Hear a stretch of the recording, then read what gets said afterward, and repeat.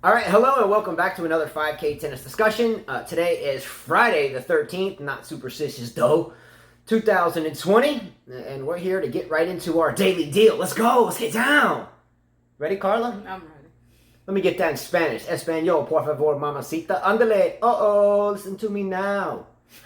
Can I get that? Hola y bienvenido a otra discusión de 5K Tenis. Hoy es el 13 de marzo de 2020 y Justin tiene, how do I say, aretes en sus oídos. All right, whatever she said. We're going to start today actually on a positive note. I know that there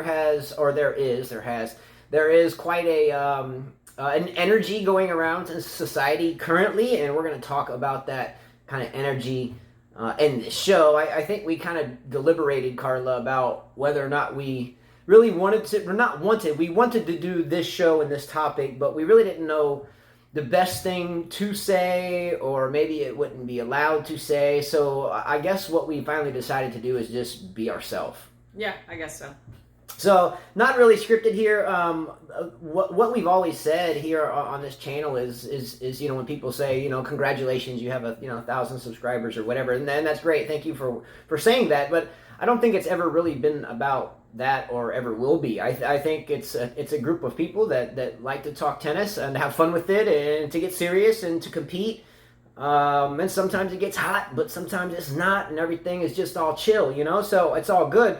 So I don't think it's about anything more than family, and I think that I know I'm talking this subject with my family, and so vice versa to you, right? Right. Poll question: does Justin look good with earrings or not? Oh, I had these earrings since I was like 11. No, those are my earrings, but he has the holes since he was 11. I had earrings since I was 11, but that's all right. She had her tennis racket earrings, so I just stuck them in, and anyway. So poll question: yes or no? Does he look good? Let's get down. Bling bling. All right, not really. They're tennis rackets. All right, so this is hot off the press. Carla, you ready for this one? Sure. All right, so I think there's an article that I shared with you earlier, and I want to share this article with all of you. And yes, it does relate to the spread of this virus, this COVID-19 or coronavirus. But this is hot off the press, and this is good news to all you young men out there. This is no joke. This is factual.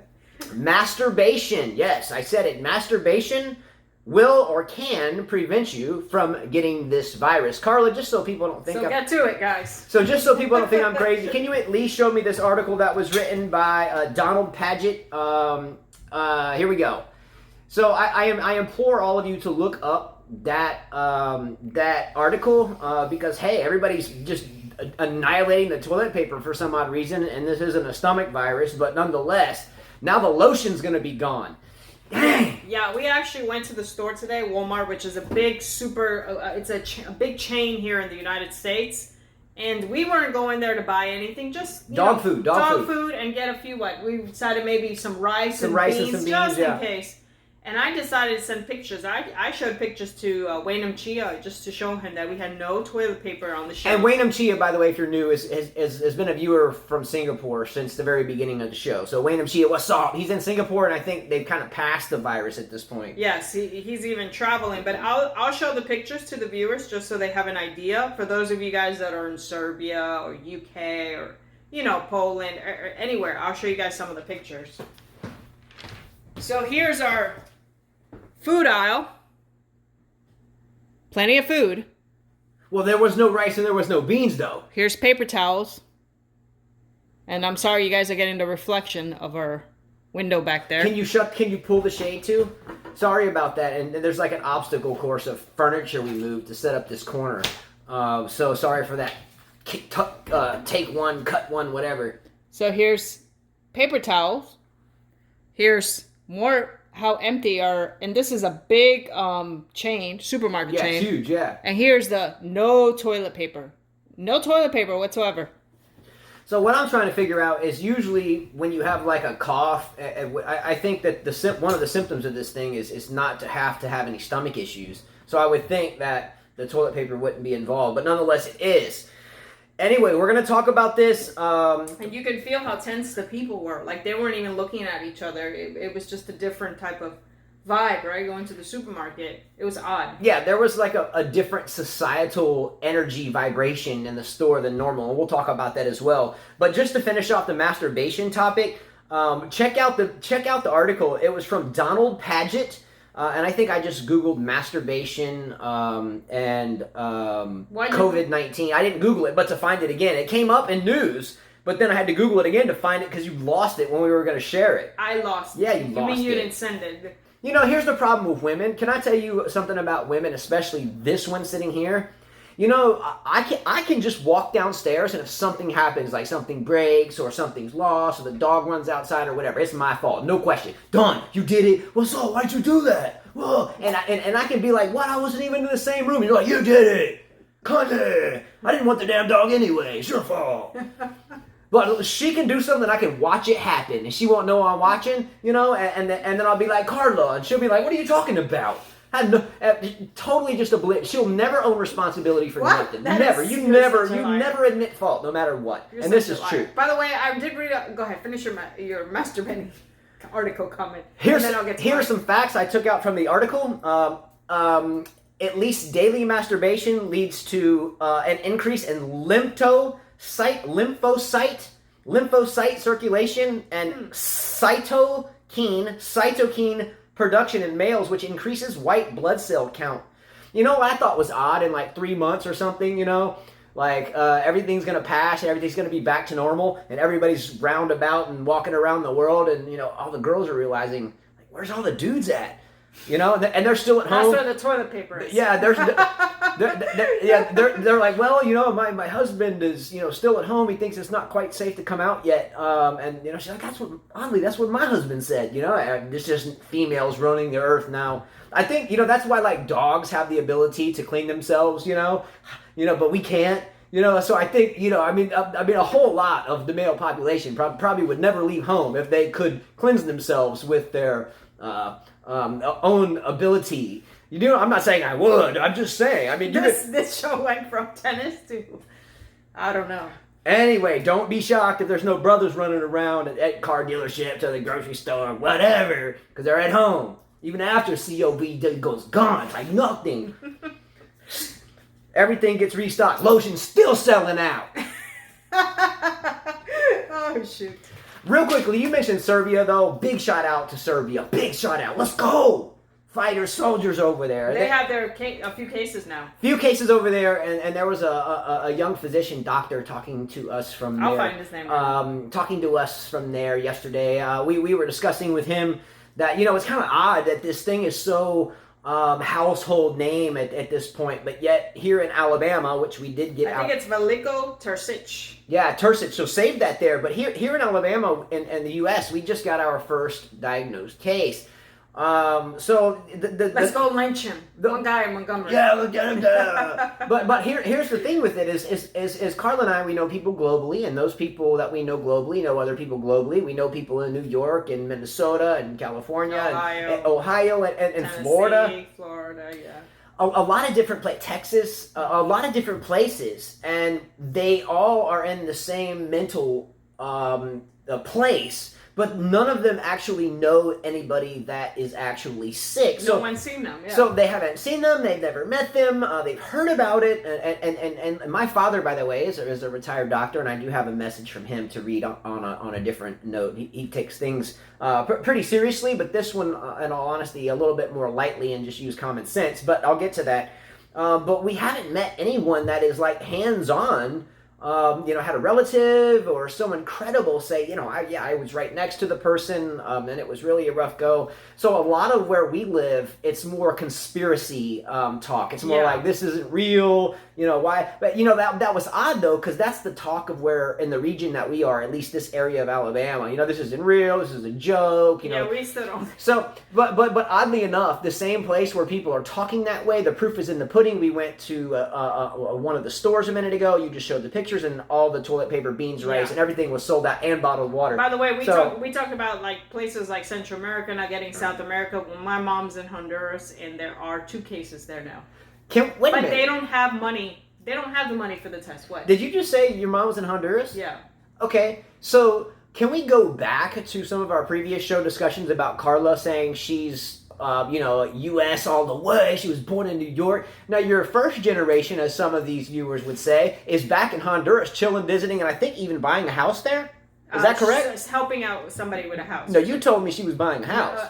We're not sure. So I'm not sure. First generation mom is in Honduras. I'm not Your sure. dad goes there often. Yes. But she's talking about... Even they warned me not to go there. They warned me. They said as soon as you land and as soon as you get to that airport, they're gonna scan you and they're gonna follow you and they're gonna know you're not from here. I think someone out there in this family, what's up? I think someone needs to buy her a shirt with a Honduran flag and make her wear it on the show. Look, I was raised in Belize. When I go to Belize and I used to go visit my grandparents, they're like, you're definitely not from here. Definitely not from here. The way your accent, everything. Even when I lived in Dominican Republic, they're like, you're Spanish, but you're not.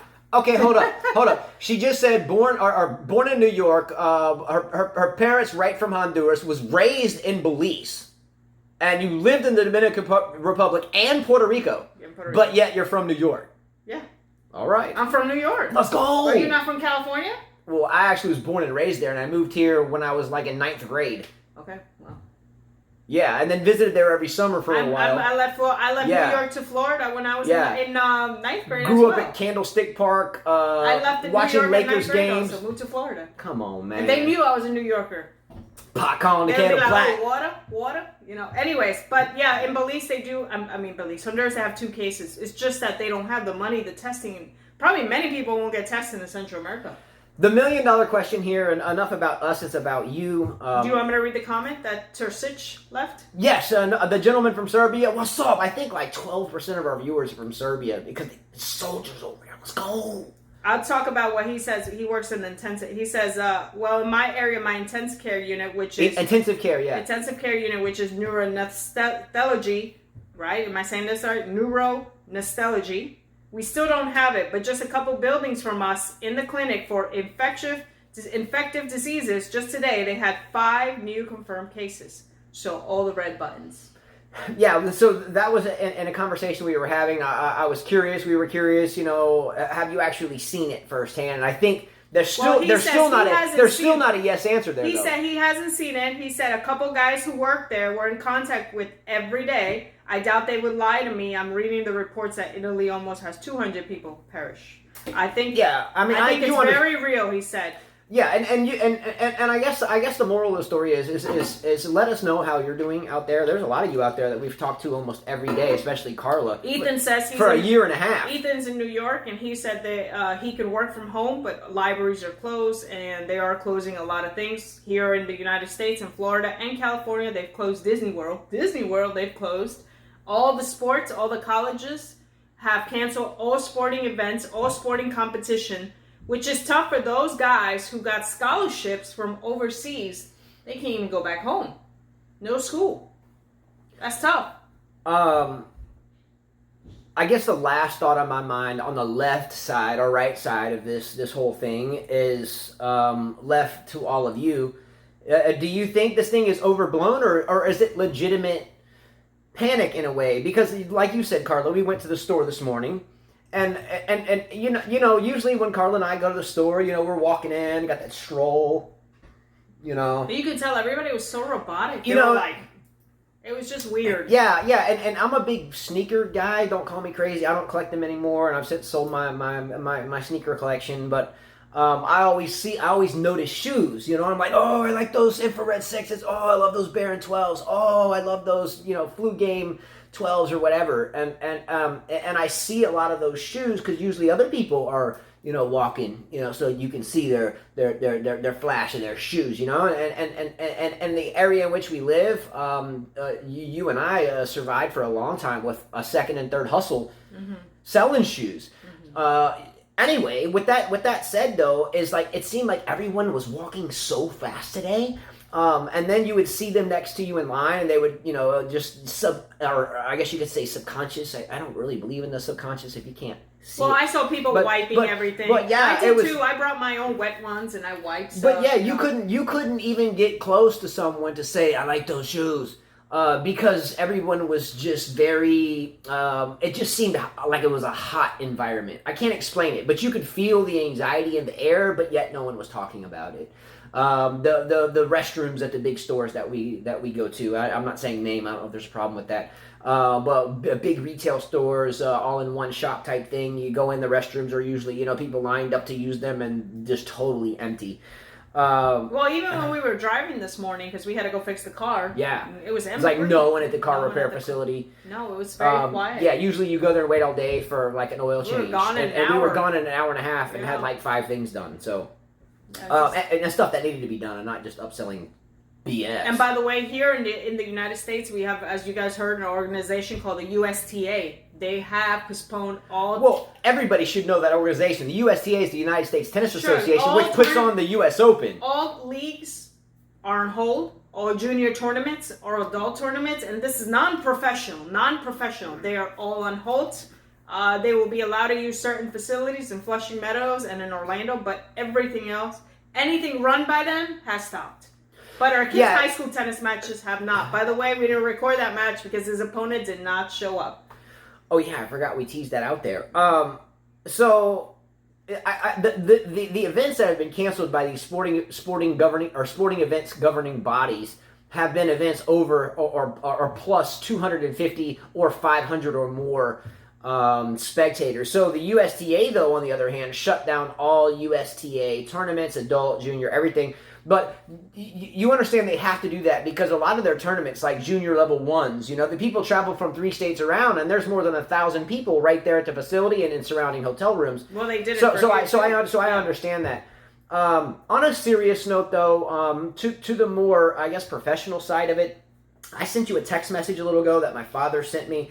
And I'll kind of make this come from at least a credible standpoint. My father, 82 years young, retired flight surgeon, family practice physician, his entire life, and is more of the old school doc. He's not going to whip out his prescription pad unless he has to type thing. So this was his take to us before we did the show today in lieu of a text. So I'll read that, and thanks again to the gentleman's name from Serbia, the intensive care. I don't know, the translation may not come through correct, but I think he said narrow something, so something to do with the brain, maybe brain trauma, head trauma, or something in surgery. But my father wrote this to me or to us a little while ago, so I'm going to read this. And again, he's a good doctor, a little bit of a hard ass sometimes, but that's all right. So we get down. Spent a lot of time in Vietnam, so here we go. So we're going to read this because I think it means a lot to this whole deal. All right, he says, Justin Carlo, whatever. He says 5K, but anyway. Number 1, the First Amendment in the United States Constitution guarantees freedom of assembly. However, it appears now that this latest bug and the enormous press given to it is going to change that. Number 2, bugs are always potential problems. Number 3, there's no problem that a stampede cannot worsen. And then, that's a fact. How many people at concerts, a fire breaks out and they stampede out, they don't systematically get out and they just step on people's heads. And, I think it happened, in Saudi Arabia at one point at a religious place, respectively. Anyway, there's no problem that a stampede can't worsen. Number 4, because stampedes are Number 4, because stampedes are in large part irrational, not a good idea to stand in front of them or even to appear dismissive of them. Number 5, for example, 5K referring to us, in view of its daily, quite public interactions, at least on court, might consider ratcheting up a bit its usual high-level public health measures and letting people know about the heightened precautions. For example, liberal use of hand sanitizers, wiping down equipment and benches, maybe even washing all the balls every couple of weeks, etc.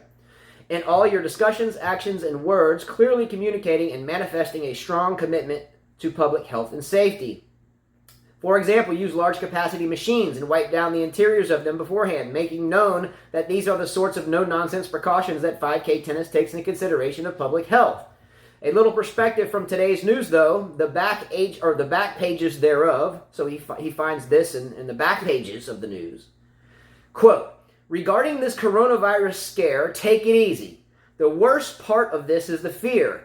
More people die from the flu, car accidents, or guns. As of Saturday, March the 7th, 2020, 19 Americans had died from COVID-19 compared to 1,177 every week from the flu, 746 every week from car crashes, and 294 every week from gunshots/murders. Yeah. Please remember, though, that a stampede is a stampede. Is a stampede. Stampede's a stampede's a stampede. If it walks like a duck, it talks like a duck, it's a damn duck. Slow your roll. Stay in your lane. However, it's best not to stand obstinately in front of a stampede or appear to be dismissive of them. And everything said and done, in my humble opinion, almost certainly best to plod along, striving genuinely to stay up with endless challenges and to stay respectful of and in step with any and all public health and welfare concerns. Mm-hmm. Anyway, well said. So make no mistake about it. This whole thing seems fishy to me. Just saying. That's what I say. Seems a little odd, the whole deal. I was asked if we were going to continue the lessons, and I said, of course, unless there was a bomb coming down on the court, I wouldn't stop lessons. You know, we pick up the tennis balls anyways with a machine. And you can wash tennis balls the way my father used to get we used to have 3 trash cans, not small ones, big ones. They were so heavy with tennis balls, we had to put them on skateboards. And he would find a way, and this was back in the late 70s, early 80s, mid 80s. He would find a way to wash them all in the wash machine. You can't. And this was the 80s. I wouldn't put him in the wash machine now. He did. We can't, not with those machines. But I was asked if we're going to do lessons. Of course, we pick up the balls with a ball mower. A ball mower. We don't touch the ball. So when we feed, we do. Yeah, but we can clean our hands and we can have whatever. They don't have to touch the ball, so they will be just fine. You know what I mean? And we don't have 500 people hanging around lessons. We have a student and maybe a mom or dad. Most of our lessons are private. Very few group lessons, right? Most of ours are private, so it works out for us. I mean, look, even Serena Williams is going to spend 6 weeks in solitude with her family. That's so cute. She says she's going to be a mom. She's going to wash clothes. I'm like, really? I'm like, that's what we all do. Can we have another poll question then? Can anybody out there afford? She's going to cook. She's going to do face masks, spring cleaning, make tutorials, do a short video of getting her makeup done. Look, it's all fine and dandy. And by the way, I'm a huge fan of Serena's tennis game, but I'm a zero fan of her sportsmanship and her off-court diva-ishness. I love her game. Fan, believe me. Again, just like Roger Federer off-court in his business endeavors. I don't give a shit. I don't care what Serena's putting on her face when she's not playing, but when she's playing, I'm rooting for her. Just saying. Unless she has a meltdown and wants to shove a ball down someone's throat, then I'm out rooting for the other person. Like Vinci, let's go. However, who in their right mind can afford to spend 6 weeks at home with cucumbers on your face, slapping mud pie on there, or whatever you do? Who in their right mind can do that? That is a Woogus who gives a shit article for me. I saw that and I immediately flipped through it. Didn't give a damn because we live week to week, day to day up in here. Yeah, and I'm sure everyone else out there that watches this show to work early and then work on the tennis courts. Coronavirus. Who? Yeah. Man, I gotta get out there and get down. I gotta grind. I gotta get my grinding. I gotta get down. Shoot. Remember that song by Clips? Grinding. Ratchet the ratchet. There's another one, B-Dog. Grinding. All right, here we go, though. I still gotta get up and get my roll on. Everybody get your roll on. I still gotta do that in the morning. No doubt. Let's go. Kick the chicken in the ass and talking about, let me get some mud baths, Serena. Let's go. Let me get some of the cucumbers. Throw me one my way. FedEx that shit. Okay, Justin. All right. Get on this. Anyway, there's a lot of anxiety in the air here. Please tell us in comments if there is anxiety in the air there. Do you know anybody sick? Do you actually know anybody? Sick. Have you seen them? Not that you would want to, like, you know, if someone passes gas, they're like, man, that smells bad. Smell that. Or like, man, this bag smells so awful. Smell that. You know, how many times have you seen that? Like, man, my kids do that. Like holy crap, Carla, have you smelled how bad this smell is? Smell it. Like, shove it in your face. You're like, what are you doing? So, like, why would I want to smell that? You already told me. I'll take your word for it. Let's just say I did and don't. However, have you actually seen anybody sick? And I say that, it's not like you're volunteering yourself for the firing squad. You know, he's sick, I gotta see it. Like, let me go there now. But, you know, if you know someone and it's family and it's a friend of a friend, I mean, generally it's kind of right there. We just haven't seen that right there yet. And it's like everywhere. It's permeating our society and I just haven't seen it. So I'm curious about that. But all in all, for us, it's relatively normal. Yeah. right? As one of our local residents said, if anything happens here on this island, we can just blow up the bridge. No one can come across. You can't come in. Stay away. Bridges down. All right. We talked about this. We talked about. I did see something though, and I wanted to mention that some of your lower level tennis players are actually looking for lessons to teach in this time off. Now, I want to say this respectfully. If you charge cheap, I might think about it. Forget about that. I'm saying this optimistically that when I was in my middle 20s, I started to have catastrophic injuries that you can't just come right back from. So until my middle 20s, really, I'll be humble. I could hold my own on a tennis court with anyone. I don't care where I went. But I started having shoulder surgeries and knee pains and lower back issues, just stuff I couldn't overcome. And I was always healthy. Still am healthy, but there's certain distances that I just can't traverse because stuff starts to hurt. And my father, again, I bring him up, used to always tell me, never pass up an opportunity to learn how to coach. Never pass up a book to read drills. Never pass up an opportunity to study motivation, sports psychology. I do have a psychology degree, so at least I got that side of it. But nonetheless, coaching is a really beautiful thing. It's rewarding for the coach. It's rewarding for the player. And when you're dead and gone, you'll know that you'll leave an impact on the player if you are a good coach or if you're a good role model or a good leader. And we get that from a lot of our students. Like, man, it's been such a pleasure to know you. Now I'm going to college, but wow. So it's rewarding, and I hope a lot of these players, I think I read one from Coco Vandeweghe. I think I read another one from Rubin. It was an American player. I forget what it was, Noah Rubin.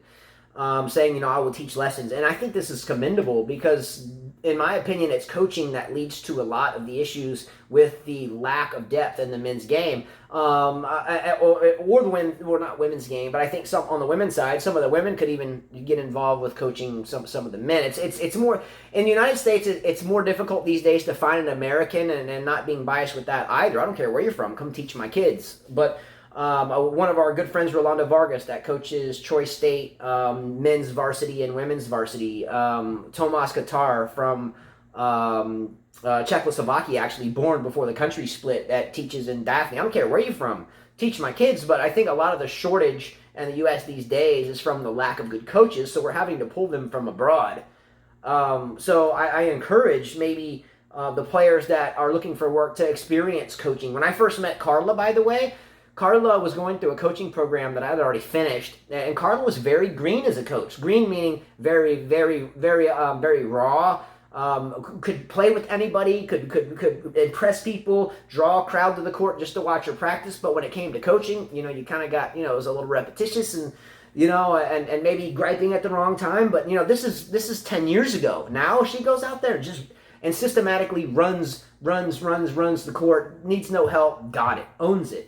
And I hope some of these players don't just leave tennis and they share the game and not just just disappear, because I think a lot of that has to do with tennis today. Anyway, that's it, everyone. Much love to everyone. Stay safe. Leave in comments how you feel. Again, this isn't about quantity; it's quality. I hope everybody watching is involved, family-like, like we like it to be, and let us know how you're doing. And that's it. Take care. Much love. Vamos. Let's go. Let's get down. Boom. Stay raw. Let's go. DMX. Let's go.